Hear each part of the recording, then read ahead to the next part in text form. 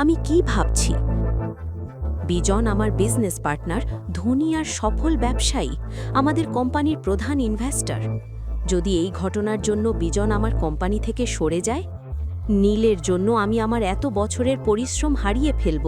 আমি এই হার্ডওয়ার্ক ছাড়তে পারি না। আমার নীল দরকার নেই, আমার বিজন দরকার। এটা ভাবতে ভাবতেই অদ্রিতা নীলের ওপর আরও বেশি রেগে গেল। নীল, এটা কি পাগলামি? হ্যাঁ, কে তোমাকে অধিকার দিয়েছে আমাকে উপদেশ দেওয়ার? চুপ করো। তোমার এত সাহস কিভাবে হলো? এখানে তোমাকে আনা আমার ভুল ছিল। এখন চুপচাপ এখান থেকে বেরিয়ে যাও, চলে যাও। আরে দাঁড়াও, কোথায় যাচ্ছ? তুমি কি আমার কথা শুনতে পাচ্ছ না? আমি অনেকক্ষণ ধরে ডাকছি। আমার সামনে আমার উপহার নিয়ে এমনভাবে অপমান করার সাহস কিভাবে হলো? তুমি নিজেকে বিক্রি করে দিলেও তো এমন উপহার কিনতে পারবে না। দ্বিতীয়ত, নিজের জায়গাটা জেনে রেখো, আমি চাই এটা। তুমি গরিব,